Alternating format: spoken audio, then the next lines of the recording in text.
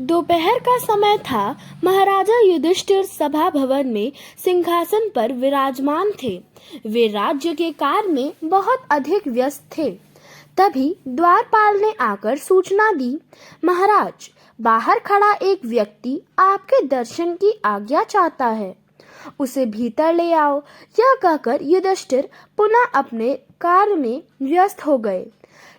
वह व्यक्ति सभा भवन में हाथ जोड़कर युधिष्ठिर के पास खड़ा हो गया।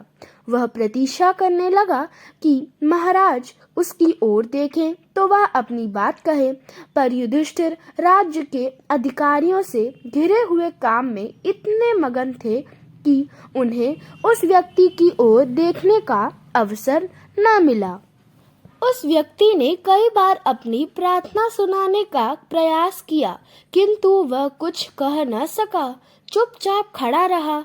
युधिष्ठिर के जब कार्य की फुर्सत मिली तो उन्होंने उस व्यक्ति की ओर देखा। उसे देखते ही उन्हें ध्यान आया कि उन्होंने स्वयं ही द्वारपाल को उसे भीतर लाने को कहा। युधिष्ठिर राज्यकार्य में व्यस्तता के कारण कुछ परेशान से थे, अतः उन्होंने जल्दी जल्दी में उस व्यक्ति से कह दिया, महाशय, आप कृपा कल पधारें। मैं कल आपकी बात सुनूंगा, आपकी जो इच्छा होगी पूरी करूंगा। वह व्यक्ति तो वापस चला गया, किंतु भीमसेन को यह बात अच्छी नहीं लगी। उन्होंने सोचा, कल का क्या भरोसा, कल कोई रहे या न रहे। धर्मराज ने इस व्यक्ति की बात कल पर क्यों टाल दी। यदि थोड़ा सा समय निकालकर आज की उसकी प्रार्थना सुन लेते तो क्या हो जाता। उन्होंने ठीक नहीं किया। यह सब सोचते सोचते भीमसेन राजसभा से बाहर आ गए और द्वार पर रखी हुई दंदूभी उठाकर बजाने लगे। आसपास के सेवक उन्हें ऐसे करता देख चकित हो गए, किंतु किसी का साहस न हुआ कि वह भीमसेन से कुछ पूछ सके। भीमसेन ने स्वयं उन्हें बुलाकर आदेश दिया, सभी मंगल वाद्य बजाए जाएं और मांगलिक वस्तुएं से थाल सजाए जाएं। सेवक ने उनके आदेश का पालन किया। द्वार पर मंगल वाद्य बजने लगे। भीमसेन ने मंगल वाद्यों की ध्वनि के बीच पुष्पहार लेकर राजसभा में प्रवेश किया। पीछे थाल में मांगलिक सामग्री लिए सेवक भी थे। युधिष्ठिर ये सब देखकर चकित हो गए। उन्होंने भीमसेन से पूछा, भीमसेन, यह सब क्या आडंबर है? मंगल वाद्य क्यों बज रहे हैं?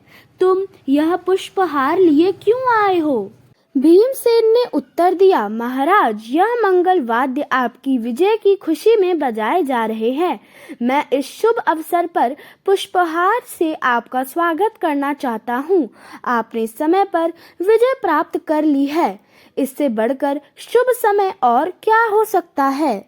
युधिष्ठिर विस्मित स्वर में बोले, समय पर विजय प्राप्त कर ली है?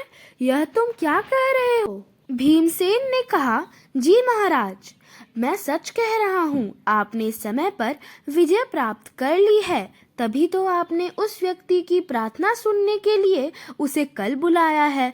अवश्य ही आपका कल पर अधिकार हो गया है, तभी आपने ऐसा कहा। सभी जानते हैं कि आपके मुख से अस्तेय वचन कभी नहीं निकलता। भीमसेन की बात सुनकर युधिष्ठिर विचार में डूब गए। उन्हें अपनी भूल का एहसास हुआ। युधिष्ठिर बोले, भीमसेन, मैं तुम्हारा आभारी हूँ। तुमने समय रहते मुझे चेता दिया।